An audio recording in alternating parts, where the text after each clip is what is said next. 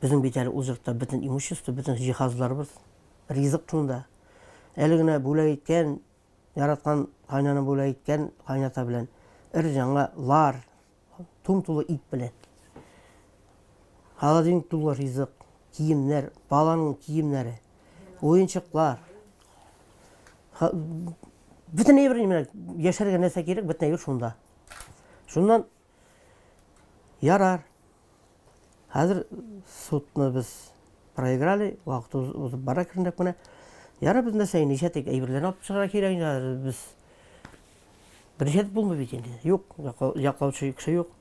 Өзі бізде шокта енді, нервыда. 27 июнь күнде, 15 жылдың әлді есте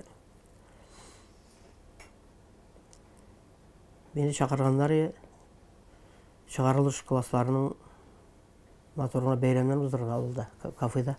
Біз қайттық та, мен әзірленем кафеға барыға, аппаратуры жиғазлап қойдық, өзім жиынам программаны қарайым, ал барушы боларақ. Шунан көршілер тағын шалтыраталар бізге. Сіздің мұнда кімдердір иге заезжай өткірелер, газыл білен мебел қайтқан, мебеліні бошаталар, иге кіртелер. Біздің қайтқанды қаненаларға, алар бізден жырақ төгіл. Егіріп міндек мінсек, яңа шушы жұртның құжасы, ешкіне жігіт Артем есімлі, әлді шында тұрау, деддом баласы екен енді ол. Сейлей, мен дейм анадей ломбардтан алдым дей, жұртына дей.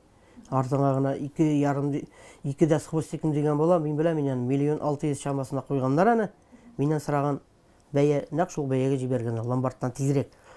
Біздердің сыртынан шыры кешті. Үшінші кішіге сатқаштың, опять-таки, юридик яқтан бик ауырлықлар келе. Қайтару мәселесіне келгенде. Біз ярар, кірген, біз бетінде қазір көңіл түшті, қайтарып болмай екен еді бейіне. Кетті жұрт, все. Нені алайық енді, өзі біздің әйбірлерін алайық. Кірсек, жұрт пуш. Бірнесе yok. Полностью, әлі менің анда инструментлары, полный, bütün инструмент, не деген инструмент жоқ емен. Сарай буш. Ешек алдында стройматериалдар жатадыр, профильдер, алар жоқ. Ешек алды буш, сарай буш, үй буш. Андағына санаған ек біз, өзі біздің өткен-біткен әйбірлерін жоғалған списогын жазып, где-то 1,5 миллион әйбір шыға.